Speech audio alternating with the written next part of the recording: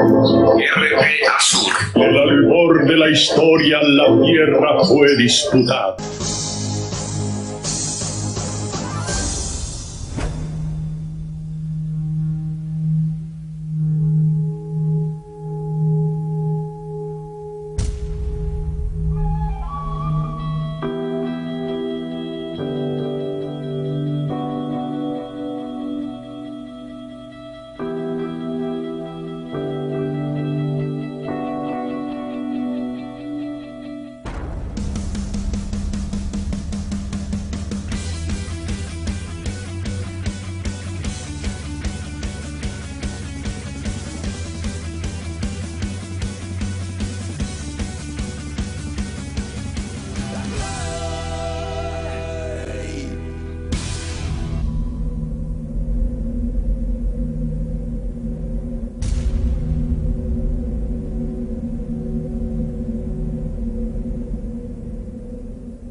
La campaña nuestra es por la confianza en Colombia, la seguridad con democracia, la inversión con fraternidad, la cohesión social con libertades.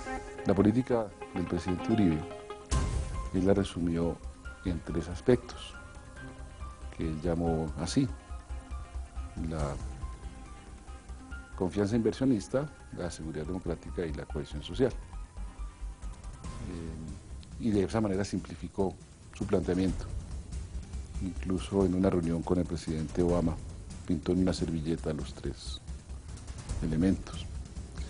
Con el tiempo fue evolucionando y se le ocurrió que era muy ilustrativo y muy simpático y muy clarificador decir al final de su mandato que esos eran 3 huevitos y que él los dejaba como su legado para que se los cuidaran y para que se desarrollara el país con esa base.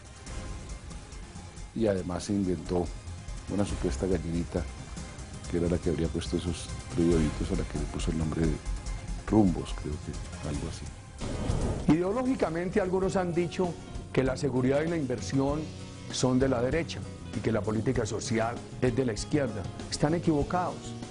No se puede seguir en la equivocación de disociar la seguridad y la inversión de la política social.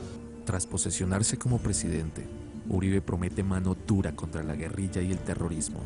Colombia pasa del combate contra el narcotráfico y centra su lucha en la cruzada mundial iniciada por George Bush en contra del terrorismo. Nace la llamada política de seguridad democrática. A partir de entonces, hablar de la insurgencia colombiana era hablar del terrorismo. El país se divide entre quienes apoyan la seguridad democrática y los terroristas. Y unos traficantes de derechos humanos que se deberían de una vez por todas quitar su careta, aparecer con sus ideas políticas y dejar esa cobardía de esconder sus ideas políticas detrás de los derechos humanos. De alguna manera el presidente fue elegido con un mandato de mano dura y entramos en una época en la cual la prioridad era ganar la guerra. La sociedad se convenció que ese era un camino, que había que ganar la guerra al precio que fuera, y el presidente Uribe tenía un doble discurso, digamos un discurso que era para la galería, como se dice en Colombia, para la comunidad internacional, para ganar legitimidad, era el discurso de la seguridad democrática. Pero por otra parte, cuando se enojaba con el movimiento de derechos humanos, sacaba todo su expediente autoritario. Entonces su expediente autoritario era que las organizaciones éramos mercaderes de la sangre ajena, éramos personas que teníamos por tarea desprestigiar el Estado a nivel internacional. Eso puede parecer muy simpático, en realidad encierra realidades muy fuertes, muy grandes, muy graves. Porque son 3 nombres aparentemente sencillos, aparentemente positivos, convenientes, pero que revelan designios que son favorables para unos sectores de la población en Colombia, pero son graves para otros. La seguridad democrática, que muchos alaban, sin embargo, estuvo basada en un desconocimiento de los derechos de las personas, en persecuciones ilegales por parte del DAS, la oficina de la Policía Política del Gobierno, la Agencia de Inteligencia de la Presidencia, y en fin, una serie de cosas que no se contra defensores de derechos humanos, opositores políticos, pero incluso contra periodistas, pero incluso contra magistrados de la Corte Suprema de Justicia. Se les espió, se les pusieron grabadoras en las salas de reunión, incluso hubo accidentes muy extraños en automóvil de varios altos magistrados. Y además esto se acompañó, por otro lado, de muertes numerosas causadas por agentes de la fuerza pública contra civiles presentados falsamente como muertos en combate, que son ejecuciones extrajudiciales según la terminología de Naciones Unidas, y en el país se les llamó como falsos positivos.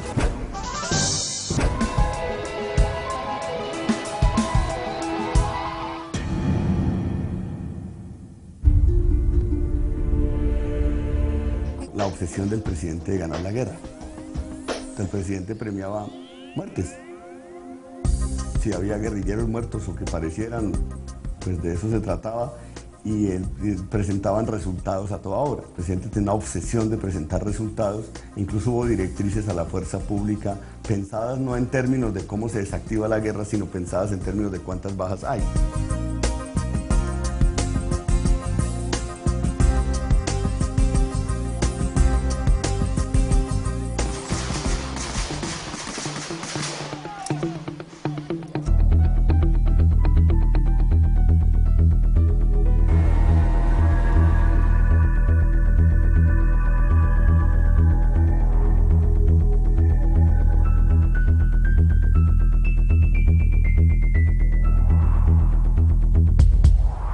Lo recogieron por la tarde del día 9 y ella estaba con la pistola en la mano, cosa que es una gran mentira porque si un guerrillero lo van a preparar para pelear, no es de un día para otro, entiendo yo.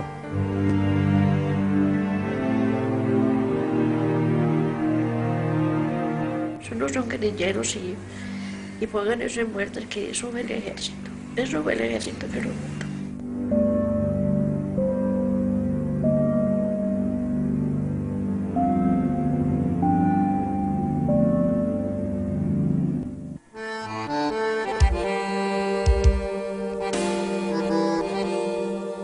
El niño era llorando y ahí lo sacaron a una parte donde hay una virgen.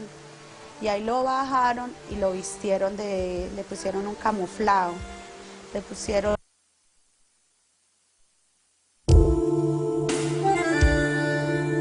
¿Quién mató a su hijo, señor? El ejército, los soldados. Yo solidarizo completamente con ustedes. Y créanme que el ejército no tuvo la voluntad, sí fue un error, pero fue un error involuntario. Y lo que se puede ver en las Fuerzas Armadas de Colombia, por ejemplo, en su página web, si te vas a la página web del ejército, todo está bajas. Una baja es un éxito. Entonces están midiendo, aunque dicen que están cambiando la sociedad, están generando empleo, comercio, turismo, etc., lo que están midiendo son bajas, son muertos. Entonces esto me da a pensar que siempre están pensando en cómo asesinar, cómo matar.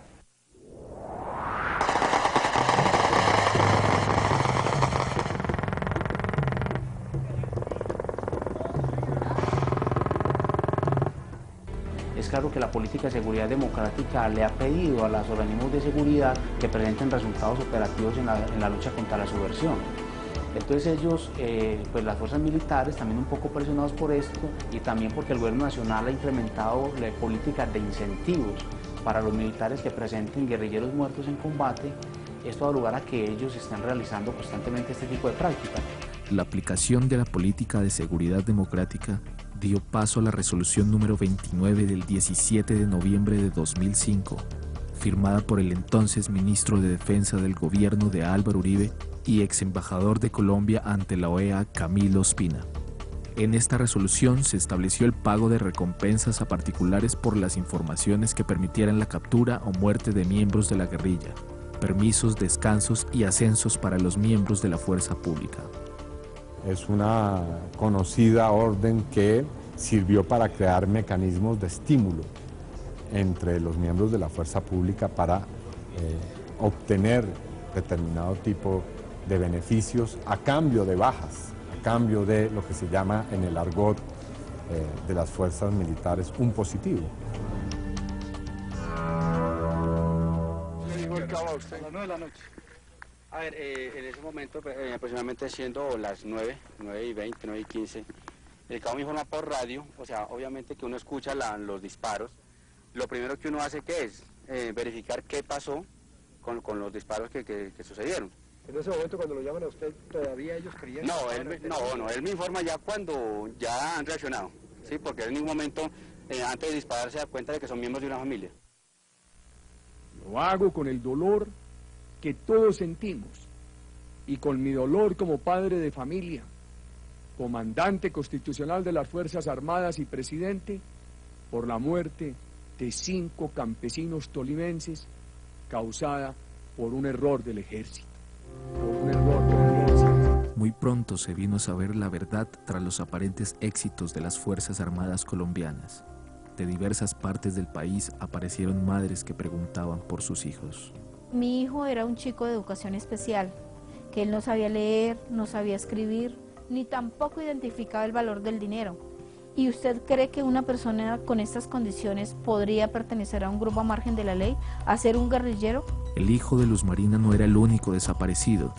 Otros 15 jóvenes del municipio de Soacha, cerca de Bogotá, capital de Colombia, y más de 2000 en otras ciudades, habían sido reclutados mediante engañosas propuestas de trabajo, trasladados de sus lugares de origen y posteriormente asesinados por miembros de las fuerzas militares. Aparecieron unas muertes en el pueblo de San Calixto, norte de Santander, entre los meses de junio y julio. Hablo de aproximadamente entre 4 o 5 personas.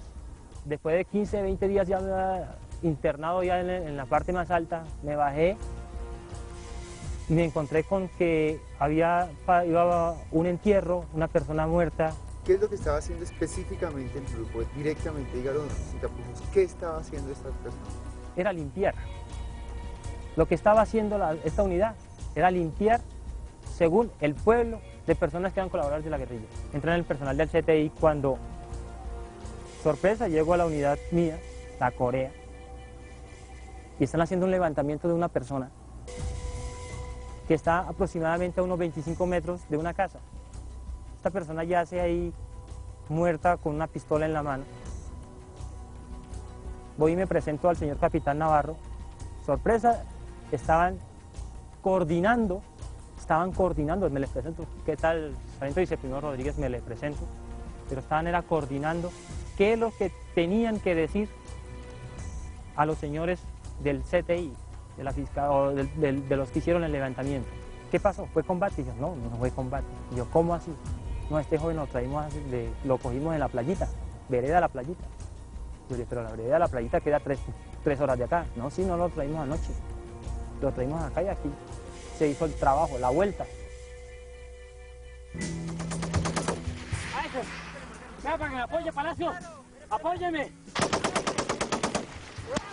¡Vamos!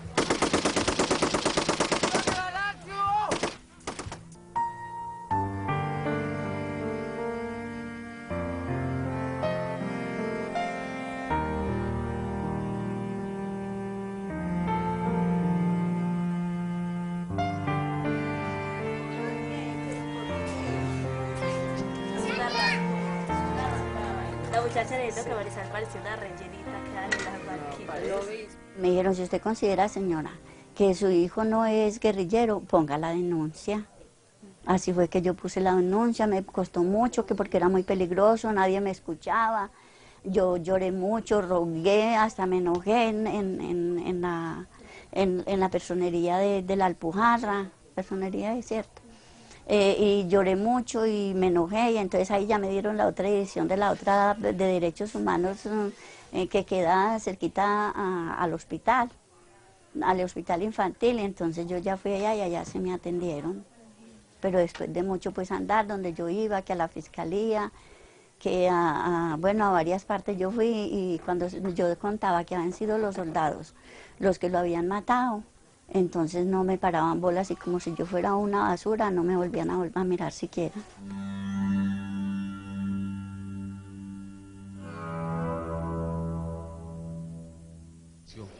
Por ejemplo, algo malo que hace un funcionario del DAS, crea obstáculos.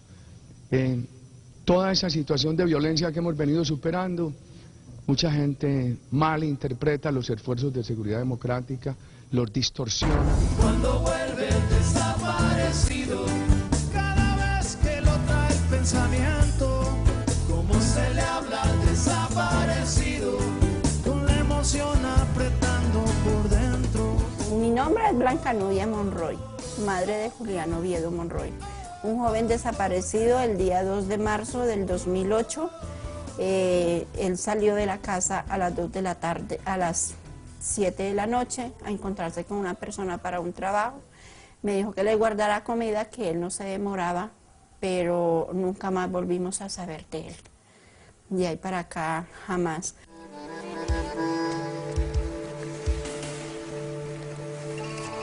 Y verdad, yo la reconocía, no por la cara, porque ellos le dieron fue por detrás, acá. Y entonces otra, que queda oscura, si uno está en un enfrentamiento, ¿por qué le dan por acá? Y está él disparando, se supone que le van a dar para acá. Y a ella le dieron para que... Un policía me dijo, a ella le dieron como un tiro ¿de qué? De suerte, ¿cómo es? De gracia, sí.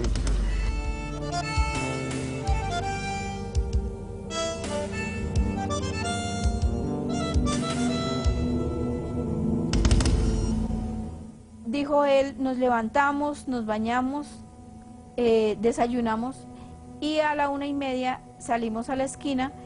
Ese día dice él que como cosa rara se dieron un abrazo muy muy fuerte y él le dijo, Chino, que a mí no me acompaña a trabajar porque Yonesmi, él trabaja en manejando un colectivo, entonces él quería que Leonardo lo acompañara, pero él le dijo, no, yo tengo una cita y con un patrón y después nos vemos, vaya, haga el primer viaje y viene y me recoge. Así es que él, desde ese abrazo que se dieron y se despidieron, nunca más volvimos a saber nada de él. Yo me refería permanentemente a los 3 huevitos.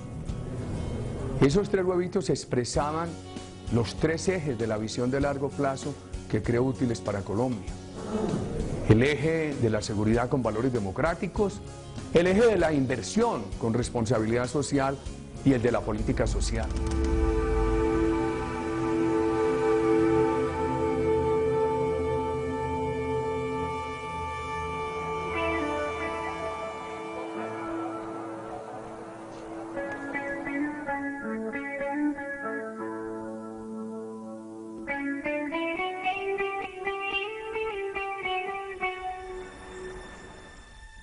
Yo le di el número de la cédula de mi hijo y ella lo digitó y cuando se abrió el sistema no podía creer lo que yo vi. Era el rostro de mi hijo. No, el rostro no, lo que quedó de su rostro. Porque de los impactos de bala que él recibió, le destrozaron su cara, donde le sacaron la mandíbula. Quedó totalmente desfigurada su cara. Entonces yo le dije a ella que sí era mi hijo. Ella me dijo, ¿usted está completamente segura que es su hijo? Le dije sí, mi hijo es un ser inconfundible. Es él.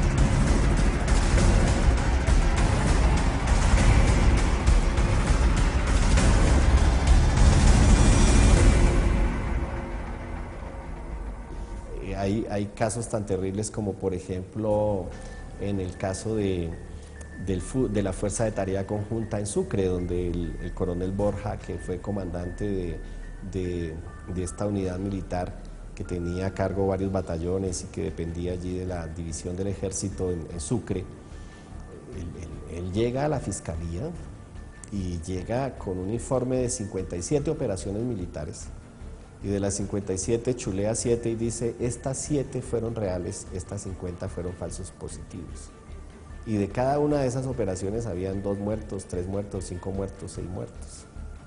Frente a la evidencia de las ejecuciones extrajudiciales cometidas por los militares el 4 de noviembre de 2008, ante lo que era un escándalo de proporciones internacionales y tras conocerse un documento diplomático de los Estados Unidos, Álvaro Uribe se vio en la obligación de expulsar a 27 militares de sus cargos, entre ellos el propio comandante del ejército, el general Mario Montoya, hoy actual embajador de Colombia en República Dominicana.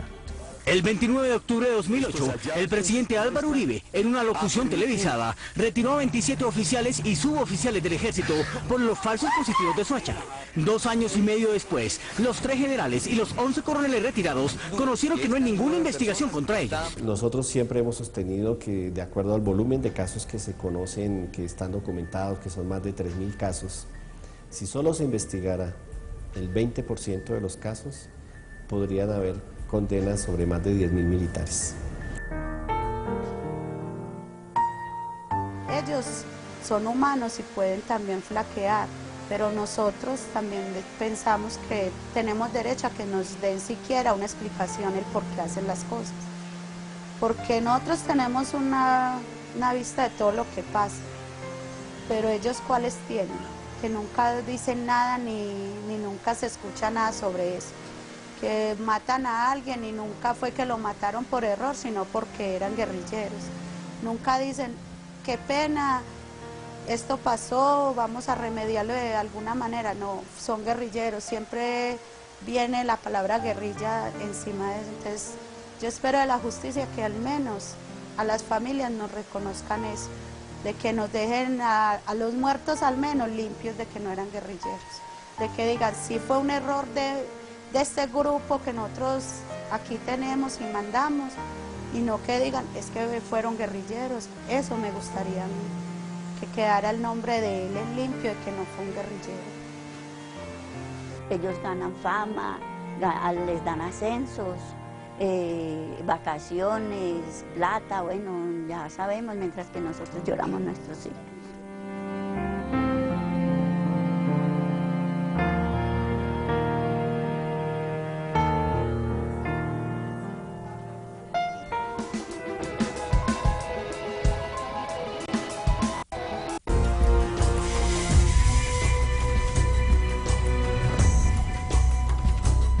La política de seguridad democrática produjo un cambio en la percepción de los colombianos, gracias a triunfos contra la guerrilla de las FARC. Las condiciones de seguridad mejoraron para empresarios y un sector de la población. Su complemento era la confianza inversionista. Pues ¿en qué consistió la confianza inversionista? Consistió en abrir las puertas del país para la inversión extranjera, y efectivamente Colombia en este momento tiene una gran cantidad de inversionistas extranjeros. Se logró invitando a esos inversionistas a beneficiarse de reducción de impuestos al invertir en Colombia. Mientras que una persona común y corriente en Colombia paga alrededor de 30-35% de impuestos sobre la renta, a estas empresas inversionistas se les ofreció rebajar sus impuestos al 9%. Dentro de ese conjunto de inversionistas, pues vienen de todo tipo, muchos de ellos son empresas mineras. Y entonces se atrajo a las grandes firmas de minería del mundo a invertir en el país, y en este momento hay miles de licencias otorgadas a compañías mineras para que exploten el país. Y eso se presenta como un gran elemento de desarrollo de Colombia, y realmente regresar al pasado, es convertir a Colombia en el Potosí, la Bolivia del siglo XVI, que no dejó riqueza propiamente a este país, a Bolivia, sino que por el contrario, y permitió que en la época de la colonia se trajeran grandes cantidades de riqueza, de platino y de oro. Entre el 2002 y 2009, la inversión en los sectores extractivos aumentó en más de un 500%. La meta de Uribe era ampliar en un 50% el área minera contratada, meta que para finales del 2009 había superado el 290%, casi 6 veces lo previsto. A septiembre de 2010 se registran 8.828 títulos mineros, es decir, más de un 7,5% del territorio nacional se entregó para exploración de proyectos mineros, cifra que representa 8,53 millones de hectáreas. A ese mismo año, 2010, el gobierno de Uribe tenía 11.000 solicitudes mineras. Según investigación de La Silla Vacía, Ingiominas entregó durante el gobierno de Álvaro Uribe un total de 38 títulos mineros en 36.400 hectáreas, equivalente al 0,3% del total de las áreas de parques nacionales. Actualmente, hay 360 solicitudes de títulos sobre 193.274 hectáreas, según las cifras oficiales del Ministerio de Ambiente. En reservas forestales protectoras, que son las que garantizan el agua que consumen los colombianos, Ingiomenas concedió 71 títulos mineros sobre 14.708 hectáreas. En los páramos, otorgó 416 títulos en 106.118 hectáreas, equivalentes al 5,5% de los páramos. Y en áreas Ramsar, reconocidas internacionalmente para proteger a los humedales, otorgó 44 títulos sobre 9.013 hectáreas, equivalente al 1,2% del área total de áreas Ramsar. El tema minero está íntimamente ligado hoy a lo que es el saqueo de los recursos, a las normas que se han venido expidiendo para militarizar las regiones, para impedir que la gente proteste, para acabar e ilegalizar a los pequeños mineros, pero además de eso, de la mano no de las BACRIN no son nada distinto que los paramilitares. Es una nueva forma de decírsele, pero son precisamente ahora en el escenario nacional, vuelven y aparecen en las regiones donde están las explotaciones mineras y donde las multinacionales pagan al ejército, pagan al gobierno y pagan a la ilegalidad para que desaparezcan, asesinen, masacren y puedan salir tranquilamente con los recursos del país. Se estima que hay más de 6,5 millones de hectáreas usurpadas en el país, o sea, tierras de las cuales han sido despojados campesinos, propietarios o algunos no propietarios, poseedores o tenedores. Y muchas de esas tierras han pasado a manos de paramilitares o de personas beneficiadas por los grupos paramilitares. Yo le pregunto a los bananeros si pueden dormir tranquilos, al general Ritualejo del Río, a todos los hombres y mujeres que con su silencio en este país legitimaron el exterminio y la muerte. Hay una economía de guerra, hay una geografía de la guerra. Los gobernantes tienen responsabilidad. Bueno, por ahora hay, por ejemplo, hay un juicio ya contra Uribe en España, que esperemos que este año haya una orden de captura contra él por la guerra sucia que hizo en España.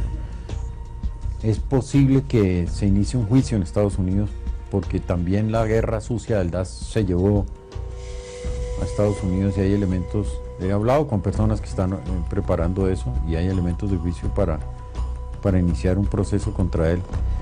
Y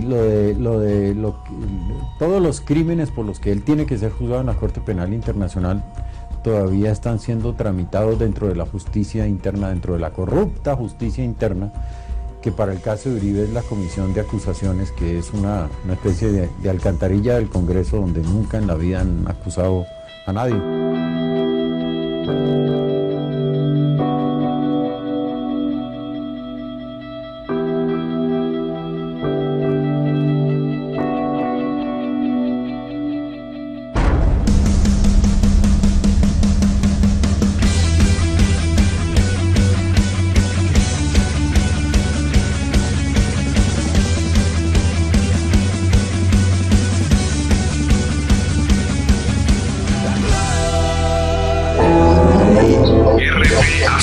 En el albor de la historia la tierra fue disputada.